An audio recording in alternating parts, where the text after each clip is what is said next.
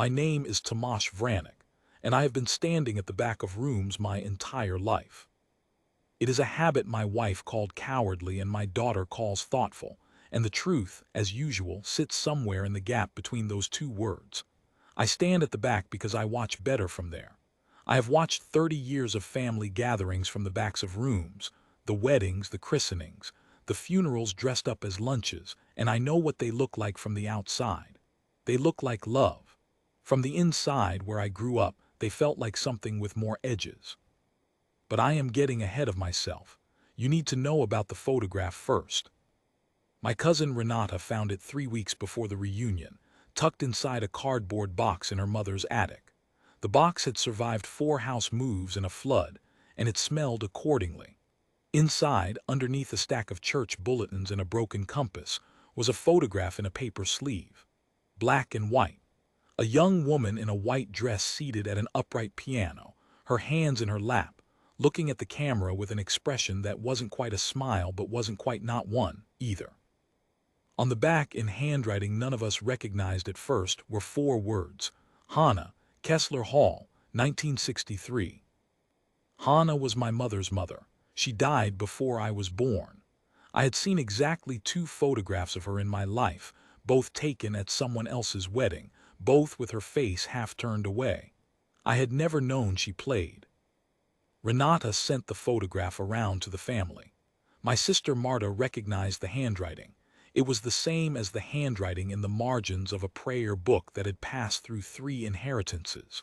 By the time the reunion arrived, the photograph had acquired a small mythology. A grandmother nobody remembered had turned out to be someone. Nobody knew quite what to do with that.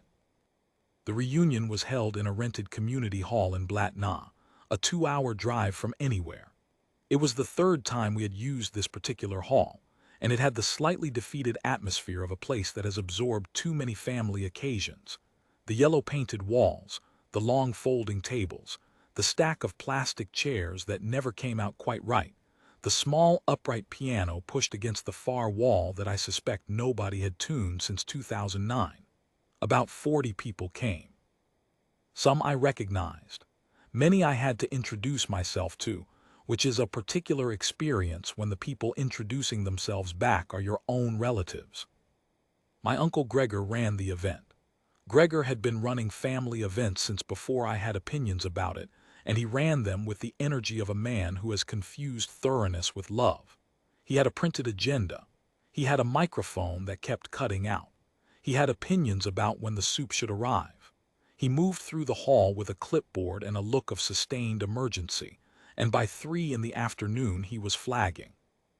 My daughter Sonia had driven up from the city with me. She was 27, and she had recently finished her 2nd year as a music teacher's assistant at a primary school in Brno, which meant she spent most of her days trying to convince 9-year-olds that scales were worth the suffering.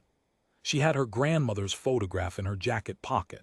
She had asked Renata if she could borrow it for the weekend, and Renata had said yes without asking why. Sonia is not a person who announces herself.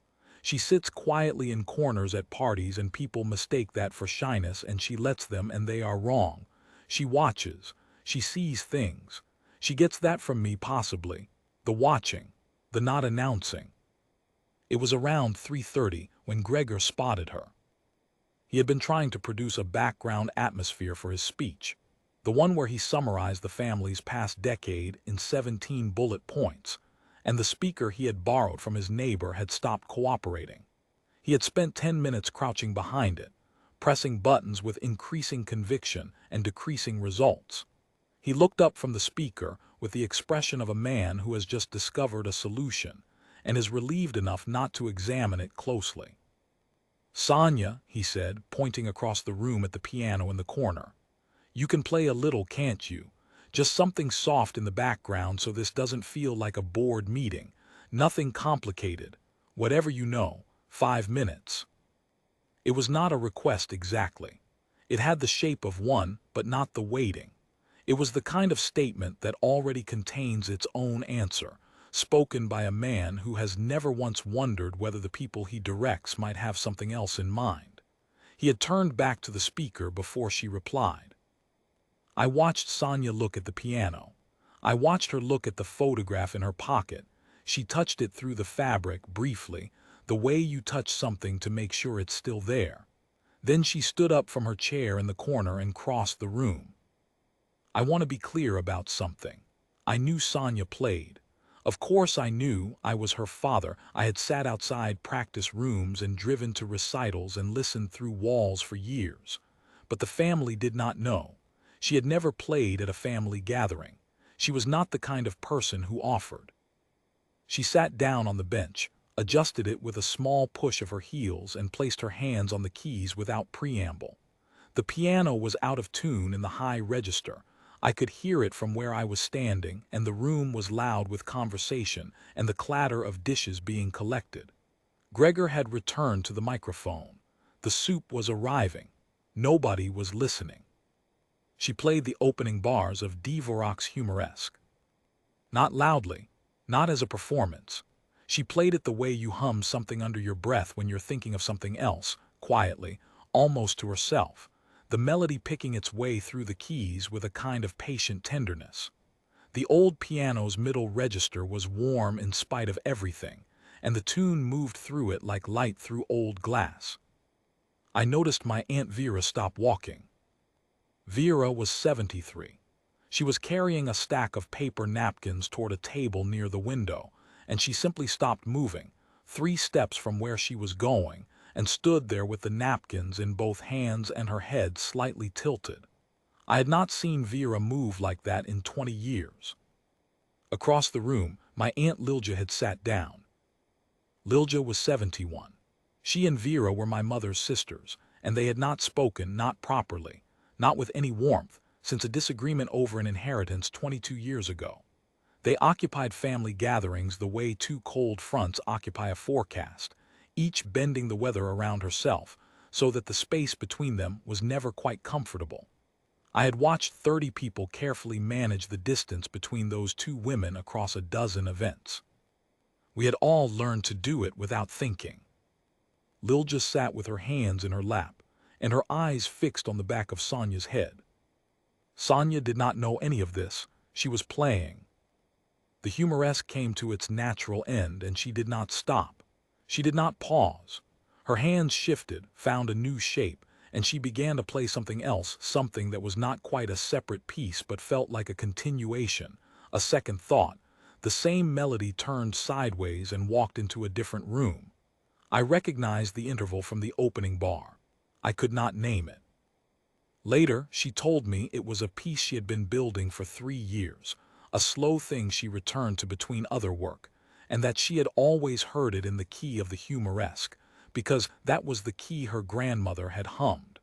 I had not known her grandmother hummed anything. I had not known that Sonia had heard it. The noise in the room was changing. Not loudly, not all at once. It was the way a fire goes out, one layer at a time. The conversations at the tables were contracting. Gregor had lowered his microphone. 2 children who had been running between the chairs came to a stop near the wall, watching Sonia's hands, and one of them sat down on the floor without being asked. Sonia played the melody through once with both hands, simply. Then she came back through it with the left hand changed, the bass notes thickening into something that pressed gently upward against the tune, the way a current presses against a boat without hurrying it. The piano rang with it. The out-of-tune high notes were nowhere near this register, and what came out of the old instrument was, I can only tell you, warm. It was warm in the way that something loved and unpolished and entirely honest is warm. Lilja put her hand over her mouth. I was watching her. I had not planned to watch her. I had been watching Sonia, but I saw Lilja's face change. It was not a dramatic change. Her expression did not collapse or perform. It simply became, very quietly, the face of a woman who has been reached. The lines around her eyes deepened. Her shoulders, which she has carried high and braced for as long as I have known her, came down by a degree, and then another. Vera set the napkins down on the nearest table. She was still standing, 3 steps from where she had stopped. She watched the back of Sonia's head. She watched her niece's hands on the keys. And I saw, in the way Vera's jaw shifted and then set again, that she was holding something in that she had been holding in for 22 years, and the holding was costing her a great deal, and she was not sure, right now, that she wished to keep paying.